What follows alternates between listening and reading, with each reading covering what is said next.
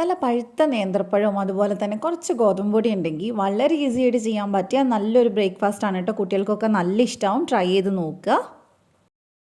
അപ്പോൾ ഇതിനെടുക്കുന്ന സമയത്ത് നല്ല പഴുത്ത പഴമാണ് ഏറ്റവും നന്നാവുക. ഇതിങ്ങനെ കറുത്തിരിക്കുന്ന ഫ്രിഡ്ജിൽ സൂക്ഷിക്കുന്ന പഴം ആയതുകൊണ്ടാണ് കേട്ടോ. അപ്പോൾ അങ്ങനത്തെ പഴം തന്നെ എടുക്കണമെന്നില്ല, നല്ല പഴുത്ത പഴം അത്രയും മതി. അപ്പോൾ ഇനി നമുക്ക് മിക്സിയുടെ ജാറിലേക്ക് അധികം നനവില്ലാത്തൊരു ജാർ എടുക്കാൻ നോക്കുക. അതിലേക്ക് ഞാൻ 1 കപ്പ് ഗോതമ്പ് പൊടി ചേർത്ത് കൊടുക്കുന്നുണ്ട്. ഇനി നമുക്ക് വേണ്ടത് ഏകദേശം ഒരു 1/4 കഷ്ണം അല്ലെങ്കിൽ ഒരു 1/2 കഷ്ണത്തിൻ്റെ അടുത്ത് നേന്ത്രപ്പഴമാണ്. അത് ചെറുതായിട്ടൊന്ന് കട്ട് ചെയ്തിട്ട് നമുക്ക് ഇതിനകത്തോട്ട് ചേർത്ത് കൊടുക്കാം. പിന്നെ ഒരു 1/4 ടീസ്പൂൺ ഉപ്പും കൂടെ ചേർത്ത് കൊടുക്കുന്നുണ്ട്. ഇനി ഇതൊന്ന് ബ്ലെൻഡ് ചെയ്തെടുക്കും, ഒന്ന് ജസ്റ്റ് ഒന്ന് പൾസ് അടിച്ചെടുത്താൽ മതി. അപ്പോൾ നമുക്ക് ഇങ്ങനെ പുട്ട് നനച്ച പോലെ കിട്ടണം. നമ്മളിതിങ്ങനെ ഉണ്ട പിടിക്കുന്ന സമയത്ത് കറക്റ്റായിട്ട് ഇങ്ങനെ ഉരുട്ടിയെടുക്കാൻ പറ്റണം. അതുപോലെ തന്നെ തൊടുമ്പോൾ ഇങ്ങനെ പൊടിഞ്ഞു പോകാൻ വേണം. ഇതാണ് കറക്റ്റ് പരുവെന്ന് പറയുന്നത്. അഥവാ നനവ് കൂടിപ്പോയെന്ന് തോന്നുകയാണെങ്കിൽ കുറച്ച് പൊടി ഇട്ടാൽ മതി. നനവ് കുറഞ്ഞെന്ന് തോന്നുകയാണെങ്കിൽ ഒരു കഷ്ണവും കൂടെ പഴയിട്ട് അടിച്ചാൽ മതി. അപ്പോൾ ഇത് ഞാനൊരു ബൗളിലേക്ക് മാറ്റിയിട്ടുണ്ട് കേട്ടോ. ഇനി നമുക്ക് വേണ്ടത് കുറച്ച് തേങ്ങ, ഒരു 1/4 കപ്പ് തേങ്ങ വേണം. ഒരു ചെറിയൊരു മധുരം കൊടുക്കാൻ വേണ്ടിയിട്ടാണ് കേട്ടോ.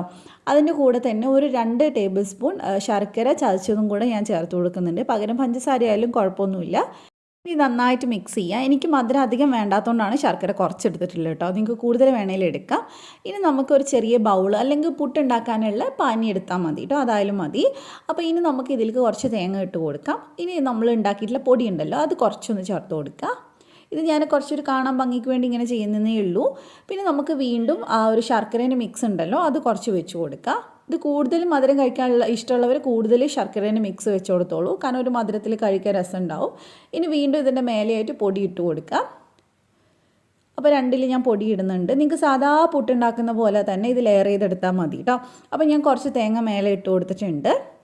ഇനി നമുക്ക് ഒരു ആവിപാത്രം വെച്ചിട്ടുണ്ട്. അതിലേക്ക് നമുക്ക് ഇത് ഇറക്കി വെച്ചിട്ട് ഒരു മീഡിയം ഫ്ലെയിമിൽ 10 മിനിറ്റ് ഇതിനൊന്ന് വേവിച്ചെടുത്താൽ നല്ല അടിപൊളിയായിട്ടുള്ള നേന്ത്രപ്പഴം ഗോതമ്പ് പൊടിയൊക്കെ വെച്ചിട്ടുള്ള പുട്ട് റെഡി ആയിട്ടുണ്ട്. ഇതിൻ്റെ കൂടെ ഒന്നും വേണ്ട കഴിക്കാൻ, കട്ടൻ ചായ ഉണ്ടെങ്കിൽ സംഭവം അടിപൊളിയായി. അപ്പോൾ എന്തായാലും ട്രൈ ചെയ്ത് നോക്കുക.